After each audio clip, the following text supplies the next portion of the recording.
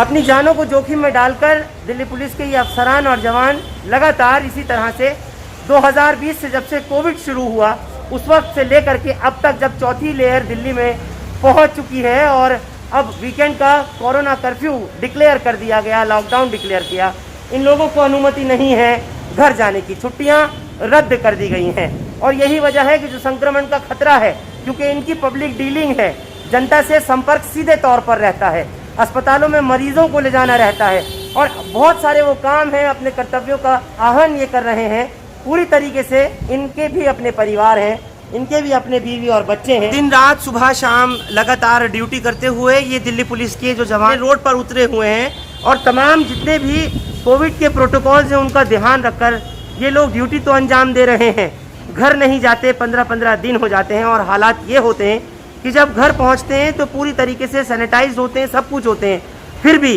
जो इत्तलात मिल रही हैं दिल्ली पुलिस के परिवारों से, यहाँ तक कि कुछ और IPS से हमारी बात हुई, उन्होंने भी यही बताया कि कईयों के घरों में संक्रमण तक हो चुका, बच्चे पत्नियां बीमार तक हुए।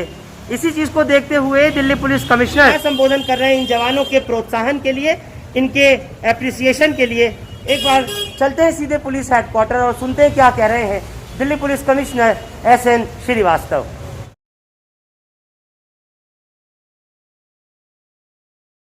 साथियों, जानकारों का कहना है कि कोरोना की ये नई लहर पिछले बार के मुकाबले ज़्यादा गंभीर है।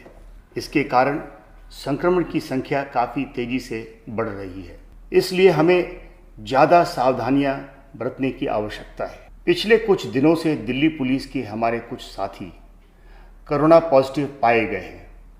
यह संख्या बढ़ती जा रही है, जो कि चिंता का विषय है। पुलिस कर्मियों का कोरोना से उत्पन्न स्थिति से निपटने में अहम योगदान रहा है। दिल्ली पुलिसकर्मी इन परिस्थितियों में भी अपने को घर में सीमित नहीं रख सकते। हमें इस कोरोना वायरस की लड़ाई में अपने कर्तव्यों का निर्वहन करते हुए कोरोना वायरस से अपना बचाव भी करना होगा। एक दूसरे के साथ काम करते हुए, जनता के बीच जाते हुए, वेरिफिकेशन करते हुए, चालान काटते समय, पिकेट पे ड्यूटी देते समय, अस्पताल में आते जाते वक्त कोरोना से संक्रमित होने की काफ़ी संभावना बनी रहती है, परंतु एहतियात बरतने से इस संभावना को कम किया जा सकता है। आप अपने चेहरे पर N95 मास्क या 3 प्लाई सर्जिकल मास्क लगा कर रखें। पतले कपड़े से बना हुआ मास्क आपके लिए शायद पर्याप्त ना हो। कम से कम 2 परतों वाले मास्क को अवश्य पहने। हमें एक दूसरे से उचित दूरी बनाकर ही काम करना चाहिए, अन्यथा यह हानिकारक सिद्ध होगा। अपने कार्यस्थल पर सोशल डिस्टेंसिंग का ध्यान रखें व अपने कार्यस्थल या वाहन आदि को सैनिटाइज करें और अपने हाथों को साबुन से बार बार धोते रहें। इम्यूनिटी बढ़ाने वाली चीज़ों जैसे आयुर्वेदिक काढ़ा, विटामिन C, जिंक टैबलेट आदि का नियमित सेवन डॉक्टर की सलाह लेकर करते रहें। स्वस्थ रहने के लिए योग और व्यायाम भी नियमित रूप से करें। यह ध्यान रखें कि वैक्सीन लगाने के बाद भी आप कोई लापरवाही न करें। भीड़ भाड़ वाली जगहों, सामाजिक कार्यक्रमों से बचें। यहाँ तक कि अपनी ड्यूटी के दौरान भी सामाजिक दूरी बनाकर रखें। हमें अपनी सुरक्षा के साथ साथ अपने परिवार की सुरक्षा का भी ध्यान परस्पर रखना चाहिए। आप सुरक्षित रहकर ही दूसरों की रक्षा कर सकते हैं। आपको यह बात ध्यान में रख लेनी चाहिए कि आपके सामने वाला संभवतः कोरोना से संक्रमित हो सकता है। किसी भी यूनिट का कर्मी अगर कोरोना पॉजिटिव होता है तो इसके लिए हमने यूनिट के सीनियर अफसर के साथ साथ पुलिस मुख्यालय के अफसरों की भी सेवाएं निर्धारित की हैं, ताकि अच्छा इलाज हो सके और अस्पताल में बेड मिलने में परेशानी न हो। पूरा दिल्ली पुलिस विभाग आपके साथ खड़ा है।